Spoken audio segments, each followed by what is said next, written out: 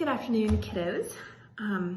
This week, all of our reading time in the afternoon is going to be focused on freedom and civil rights.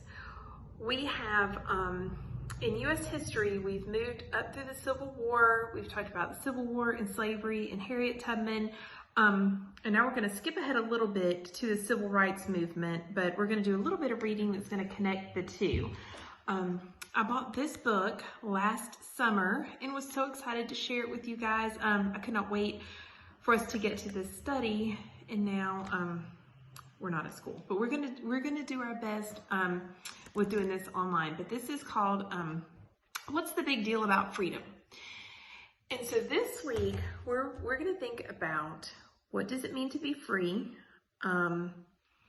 what are your rights, who determines those, are they fair, all kinds of things like that are what we're going to be talking about this week. So you do know that we were talking before about Civil War, we're talking about slavery. So here today, take out my bookmark, I've got my little days marked here. We're going to kind of just do a little review about what we've been talking about in history, and so that we can tie this idea of freedom all the way from when the first people, when they came here from Europe, trying to look for religious freedom, all the way up through, the Revolutionary War, the Civil War, and then all the way up through today. So we can talk about what rights and freedoms do we have today. And here's how this book starts. I will show you the picture and then I'll read it to you. You see?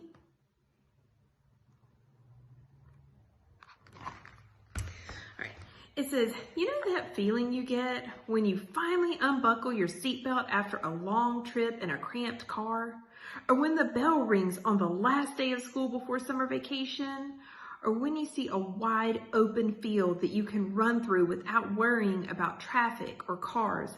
That's freedom. There are lots of ways to be free in America.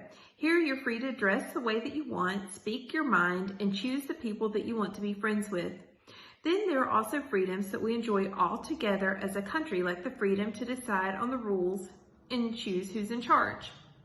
When we celebrate freedom in America, we usually do it on July 4th, which is America's birthday. What happened on that day, and how did it shape the future of freedom in America, and what's the big deal about freedom anyway?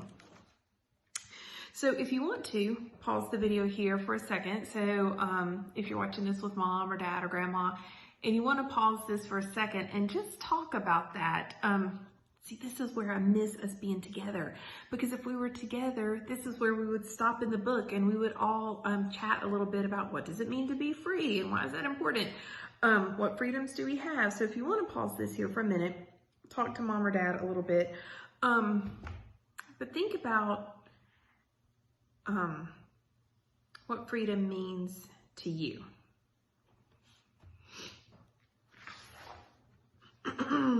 Why is America called the land of the free? Did you know that America is called the land of the free?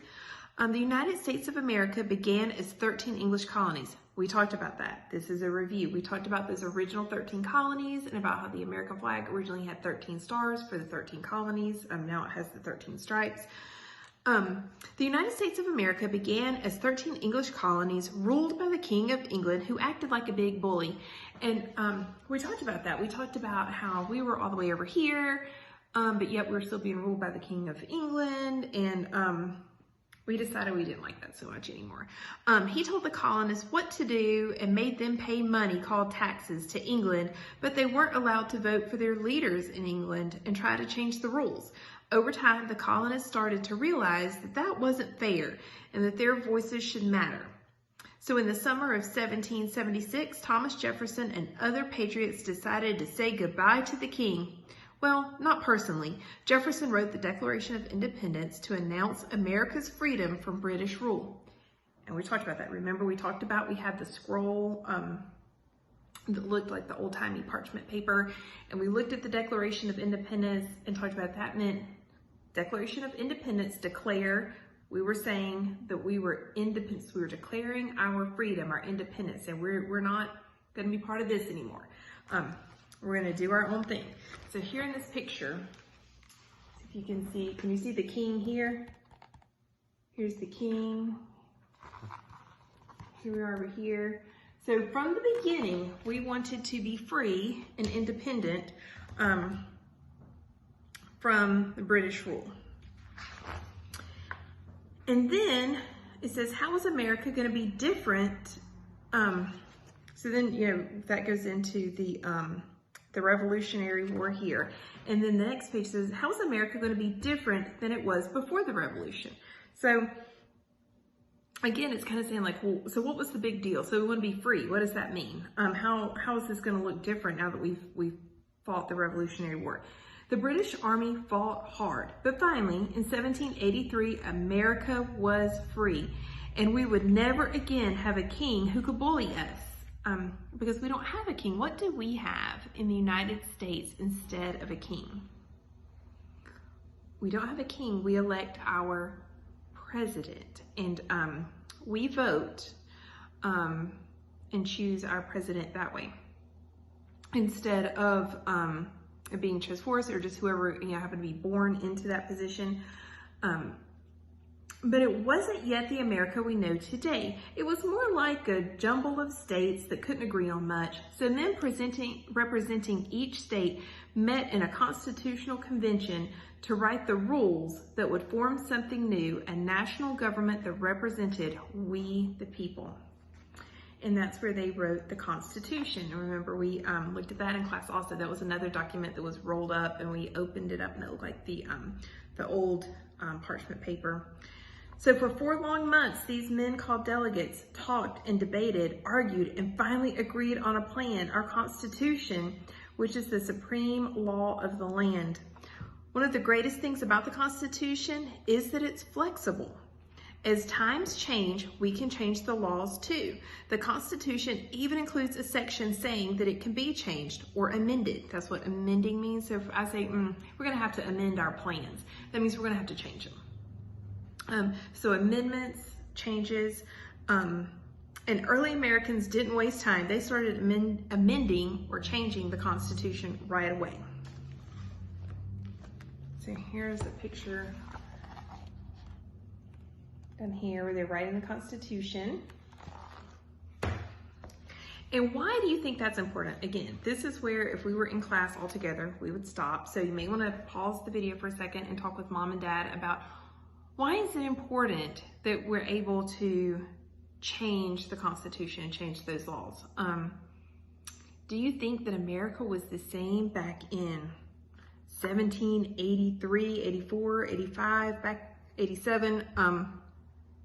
The Constitution was debated and written in Philadelphia in 1787. So 1787, this is 2020. Do you think that all the laws that were written then would apply today?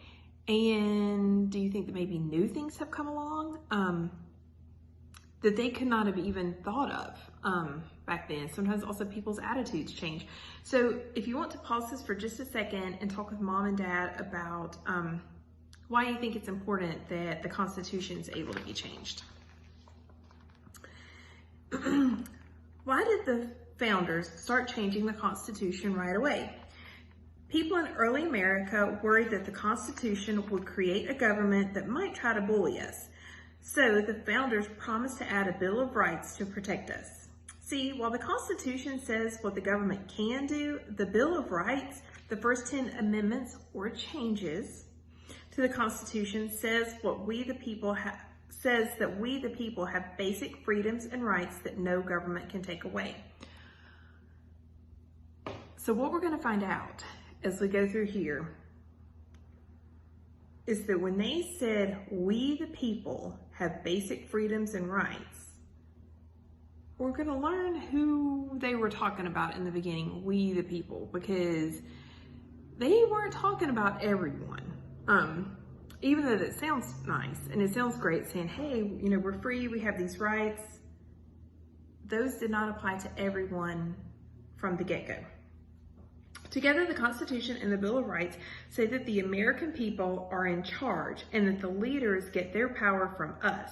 which is very different from the king. So instead of where the king can tell you what to do, when to do it, how to do it, it doesn't matter if you like it or not, or if you have a dictator in some other way, that's what they can do. Here, we vote for our politicians, not just the president, but you probably hear all those ads on TV that make you crazy about everyone's running for, you know, the Senate, they're running for mayor, they're running for president, they're running for governor. So we choose those people, and when you go to vote for someone, you're voting for the person that kind of aligns with what you believe is right. So if enough people say, hey, we don't like this, we want somebody else, we can do that, we can choose it, and that way the politicians are working for us. We give them that power. When you can tell a bully to stop or go away, when you're in charge, the bully doesn't stand a chance.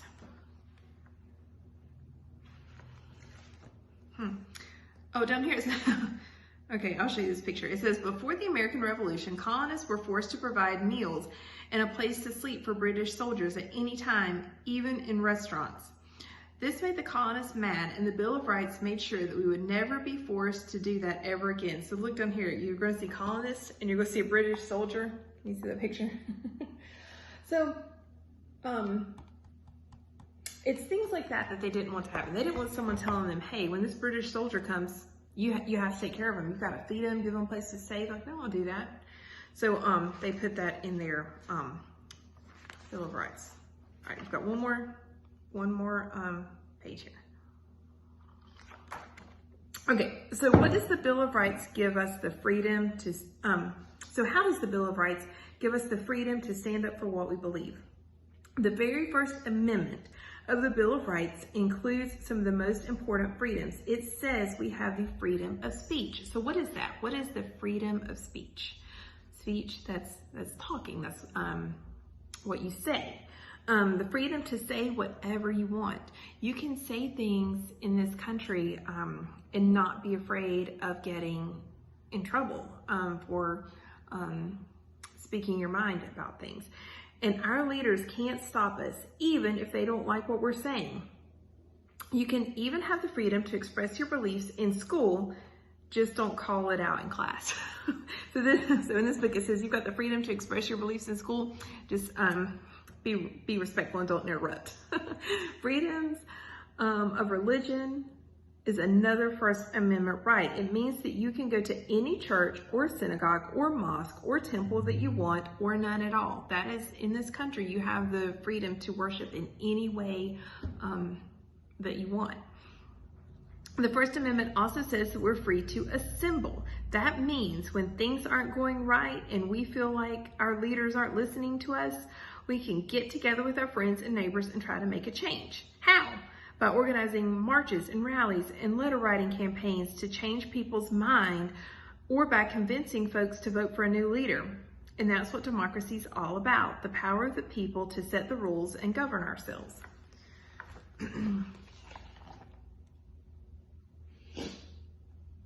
So when it's talking about the right to assemble or get together, I don't know if you guys remember or if you were even aware of it, but our middle school kids this year, there was a lot of talk in Elkin about the four-way stops.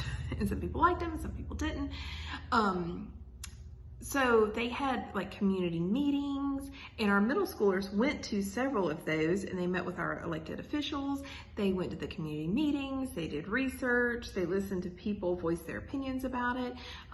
So those people, they were assembling, they were coming together, and talking about things that they didn't like and maybe wanted to change. So that's it for today and what's the big deal about freedom. But here's what I want you to do. If you have your reading copybook or a piece of paper, I want you to think about a symbol of freedom. What symbolizes freedom to you? And there's no right or wrong answer of this. In America, we have different symbols of freedom, such as, you know, like the eagle or the Liberty Bell or the Statue of Liberty. Those are things that in this country symbolize freedom. But I want you to think about what symbolizes freedom to you. Think of something that makes you feel free, or something that you imagine when you think of freedom, and you can draw a picture of that. It might be, for example, you might think of a bird because you might think about birds being free and how they can fly through the air, and maybe that just looks and feels like freedom to you. Or like in the book when they're talking about running, when you can run through a field and not have to worry about cars or traffic.